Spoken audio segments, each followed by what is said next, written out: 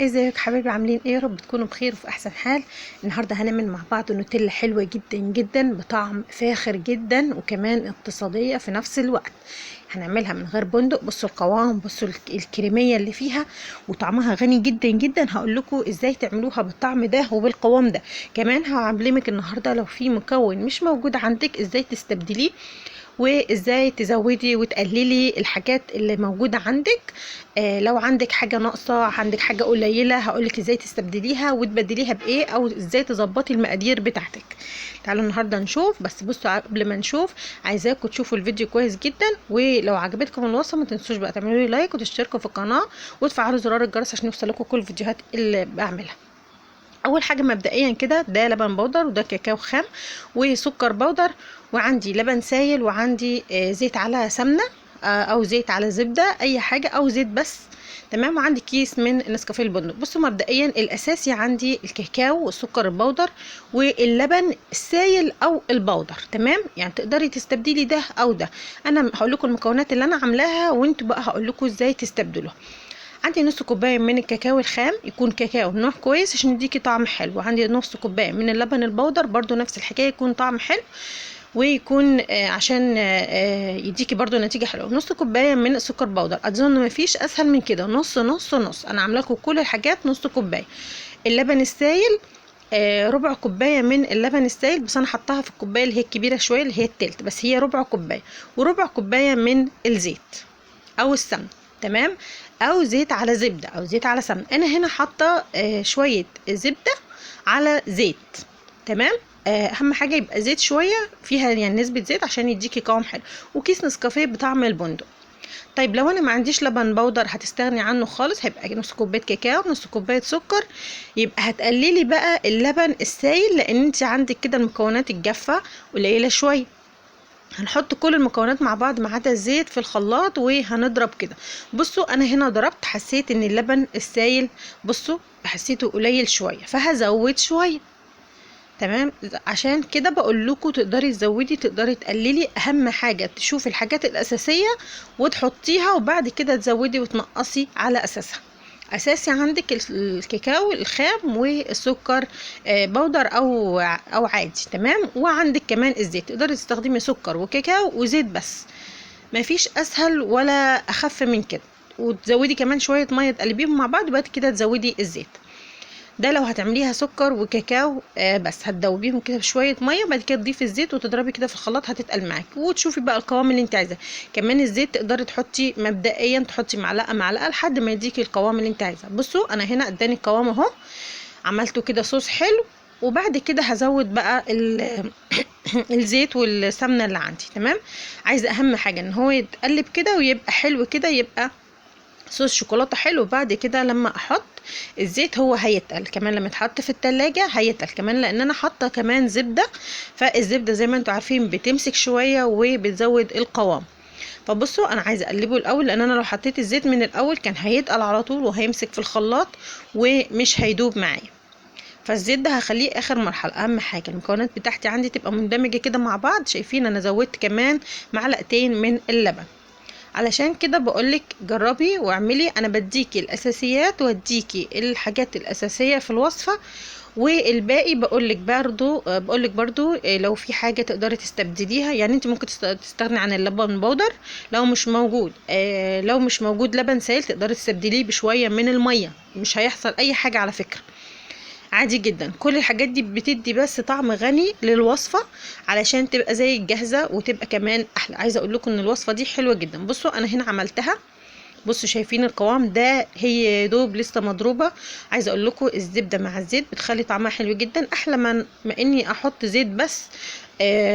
لو هحط زيت ما فيهوش ريحه خالص تمام اوكي، لكن لو زيت حاسه ان فيه ريحه كده شويه او طعم شويه، لا زودي معاه زيت، هيبقى زبده هتبقى حلوه. بصوا بقى عايزه اقول لكم بقى على الحاجات اللي بتحصل كده وانتي بتعملي الفيديو، بتحصل معاكي مصايب. بصوا جايه انا كنت بعمل طعميه، كنت حاطه كده غطا حاطه فيه سمسم على الرف.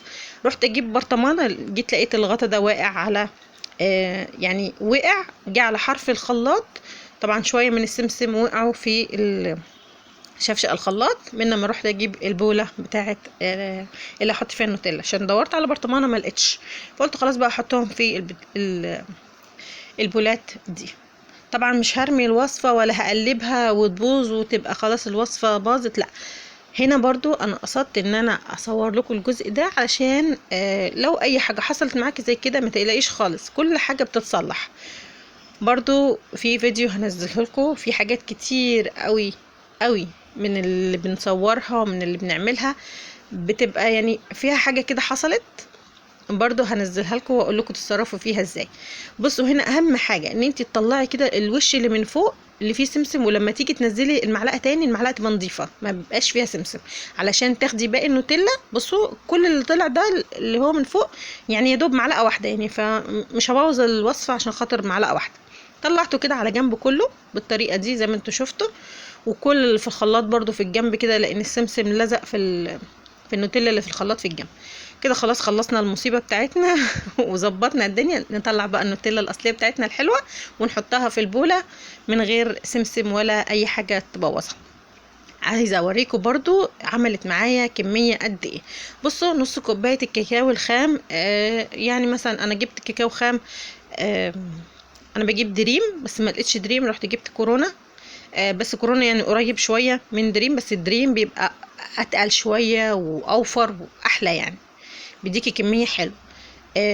هتحسبوا بقى انتوا، انا مش فاكره بصراحه الاسعار بس هتحسبوها، انا حسبتها يعني مش مكلفه ربع التمن الوصفه.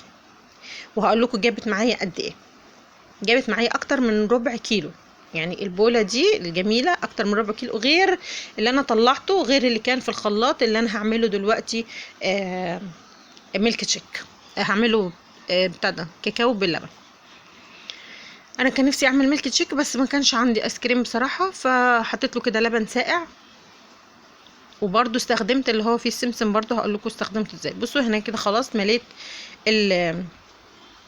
البوله بتاعتي وخلاص كده تمام. بصوا شايفين، حاولت ان انا يعني ادوس عليها كده على الرخام عشان تطلع الفقاقيع اللي جواها دي، بس ما عرفتش بصراحه.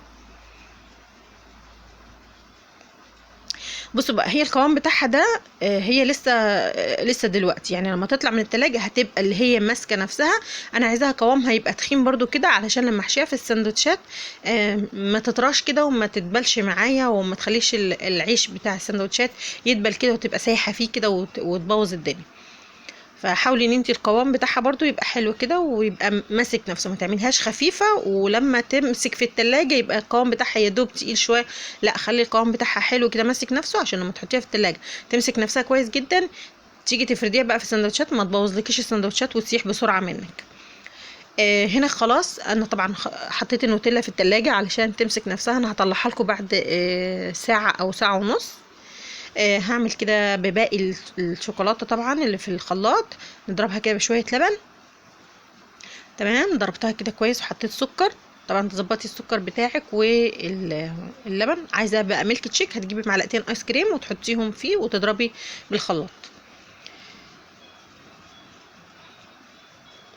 هنقلب بقى كده كل الحاجات.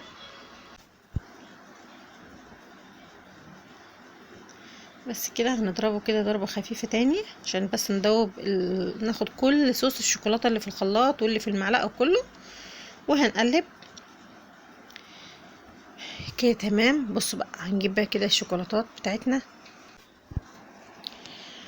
تقدري كمان تحطيه في الكوبايات كده معلقة كده من النوتيلا او الشوكولاتة كده في الجناب تزيني بيهم، بس انا النوتيلا خليتها لسه تسقع. ده كده بس يعني كاكاو باللبن كده حلو ساقع على السريع علشان بس ما نهدرش حاجه من اللي احنا استخدمناها. دي بقى اللي هي ام سمسم. بصوا انا حشيت منها الاولاد، عايزه اقول لكم ان كان طعمها حلو جدا. الباقي بقى هدوبه شويه كده عشان هي حاساها تقيله جدا فبتنزل على طول في الكوبايه من تحت. هدوبها كده بشويه من اللبن عشان تبقى خفيفه شويه علشان تعوم كده على الوش من فوق. بصوا هي طبعا بتنزل شويه بس هيفضل فيها شويه من فوق. عملت احلى كوبايتين كاكاو باللبن طعمهم حلو جدا ساقع وحلوين جدا. هنشوف بقى النوتيلا بتاعتنا بعد ما تسقع. بصوا انا حاولت اطلع زي ما قلت لكم، هتجيبي خله كده وتطلعي بيها الفقاقيع لو انت مش عايزه الفقاقيع دي. او تهزيها كويس. تمام. هنحطها بقى في التلاجة لمدة ساعة ساعتين ونشوف القوام بتاعها بقى ايه. هنا قبل ما ادخلها كنت عايزه اوريكم بس جابت معايا كميه قد ايه. بصوا هي انا حطيتها في البوله طبعا على طول من قبل ما اوزن البوله الاول. فالبوله عامله معايا 173 جرام، وهي انا جبت بوله زيها بالظبط علشان تعرفوا مقدارها قد ايه. وهي بقى عامله 444 زي ما انتوا شفتوا، والبوله التانية عامله 173. فخصمت ده من ده، خصمت حجم البوله يعني ميزان البوله من البوله بالنوتيلا عشان اعرف حجم النوتيلا قد ايه. النوتيلا طلعت معايا 272 تقريبا، اكتر من ربع كيلو طبعا ب 22 جرام. بصوا قوامها بقى بعد ما اتسقعت ومسكت نفسها شويه، حلوه جدا اللي هو يا دوب تفرديها في ساندوتش علشان ما تسحش معاكي وتبقى سايحه. عايزه اقول لكم طعمها حلو جدا جدا جدا. ولادك هتعجبهم جدا، حلوه جدا في الفطار بقى للاولاد، في المدرسه، في السندوتشات، في رحله، في نادي، في اي حاجه، في وجبه كده ما بين الفطار. معلقه كده منها تبقى حلوه جدا لو انتي بتحبي الشوكولاته.